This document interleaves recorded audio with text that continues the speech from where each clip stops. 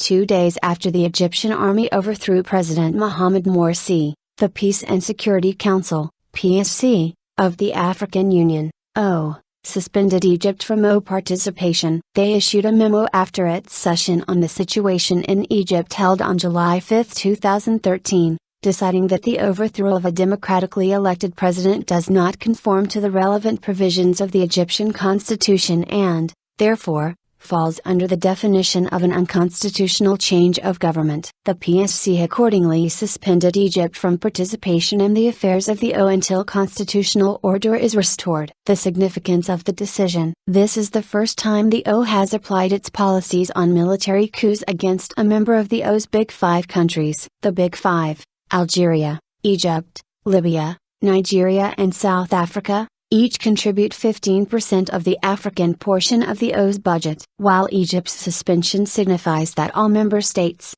regardless of their importance, are subject to the same rules and regulations, the decision was not unanimous. Uganda and Djibouti, 2 of the 15 PSC members, expressed their reservation about the decision. The was forced to suspend Egypt due to the region's political context. First, the OAS legitimacy in enforcing its own policies was on the line. Remember, Morsi's government was democratically elected. If the embraced the overthrow of an elected government as acceptable, its other members, and particularly smaller ones, would have accused it of unfairness for failing to enforce its norms on big countries. Second, failing to condemn such developments would set a disastrous precedent for other African countries. As an editorial of South Africa's Business Day newspaper put it, albeit rather harshly, the last thing the continent needs is for the tyranny of the big man to be replaced by the tyranny of the mob. Similarly, there is a risk that other countries would encourage large-scale demonstrations as a pretext for ousting governments.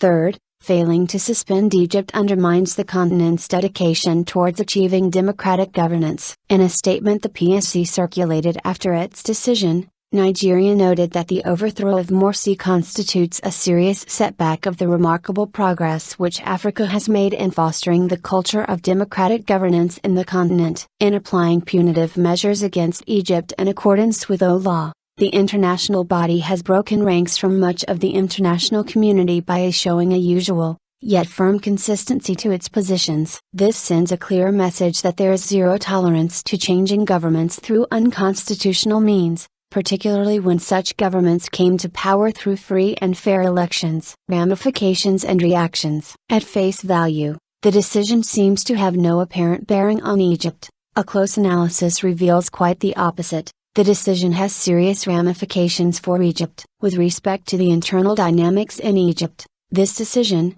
despite its limited material impact, undermines the standing of the new authorities while lending some legitimacy to those protesting against the deposing of Morsi. Regionally and globally, it also does not reflect well on Egypt's political and diplomatic standing in Africa and the world as a whole. Within the Egypt no longer has any say in policy decisions until their reinstatement. Similarly, like other countries suspended from the such as Madagascar and the Central African Republic, Egypt is not eligible to be elected to any of the policy-making organs of the The situation affects not only the relationship of the interim administration within the but also Cairo's relations with individual African countries. According to Egyptian diplomats, Cairo feels dismayed by the PSC members who called for suspending them. Egypt angrily criticized countries that treated the July 3 event as a coup. The army-backed new administration in Cairo flatly rejected the suspension. Although angered by the decision, Cairo's initial response appeared to brush it off as inconsequential. In an apparent reminder of its status as one of the 5 major contributors to the budget of the continental body, it even went as far as threatening to withdraw from the organization. But this was merely an empty threat. Egypt's tie to Africa, apart from its long history, is chiefly a result of the dictative geography. The country's civilization and existence is dependent on equatorial Africa, where the source of the Nile is located. Even if we ignore everything else that binds Egypt with Africa, this geographic blessing is a natural fact from which Egypt is not willing and able to extricate itself. And, This alone is enough for Egypt to maintain and even strengthen its membership in the OAU. That Egypt values its role and membership in the OAU was on display in a diplomatic offensive that Cairo launched in the weeks after the OAU's decision. The new authorities in Cairo took offense to the suspension, but rather than shrugging it off, they took a robust step by sending special envoys of the interim president to OAU member states. One such delegation visited Addis Ababa, the headquarters of the OAU, from July 22 to 24, 2013. The interim administration expressed a firm view that the OAU's decision should be reversed. During a visit to Sierra Leone, Egyptian presidential envoy Raouf Saad stated, "We have officially rejected the OAU's decision in form and content because it was based on unjustified consideration, and we want it reversed." He further added, "No criteria of a coup d'état was applied in our situation." Will Egypt's aggressive campaign be successful? There's a large ongoing media campaign brewing between both OAU and Egypt's supporters. On a few occasions, President Conner has allegedly suggested that the OAU needs to reconsider its suspension of Egypt. This has been strongly denied by OAU officials. Egypt's campaign is premised on the firm belief that what happened on July 3 does not constitute an unconstitutional change, and as a result, does not warrant the suspension. For the interim administration in Cairo,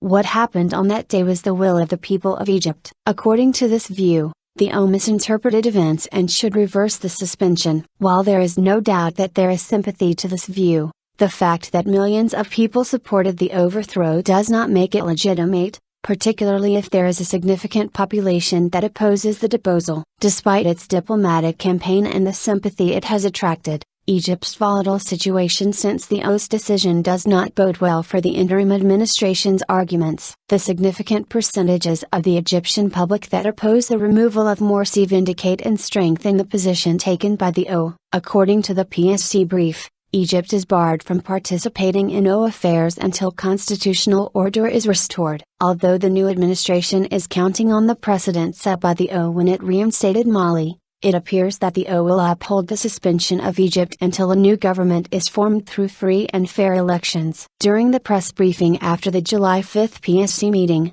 OAU Commission Chairperson Dr. Hossein Dlamini Zuma said, "Nobody will sit behind the Egyptian flag, neither the previous government nor the present interim government, until there is an election." Similarly, the director of OAU's Department of Peace and Security El Ghassim Wayne stated that returning Egypt to constitutional order has to happen through elections that are free and fair. This has to happen without delay and through a consultation process. In a statement it issued on July 29, after reviewing the situation in Egypt, the PSC called on all Egyptian stakeholders to work together, in a spirit of mutual tolerance and compromise, towards an inclusive transition that would lead to the early return to constitutional order in the country. Clearly, an inclusive transition is a prerequisite for return to constitutional order. Despite the interim administration's diplomatic efforts, there is little hope of reversing Egypt's suspension before constitutional order is restored. With no inclusive process on the horizon,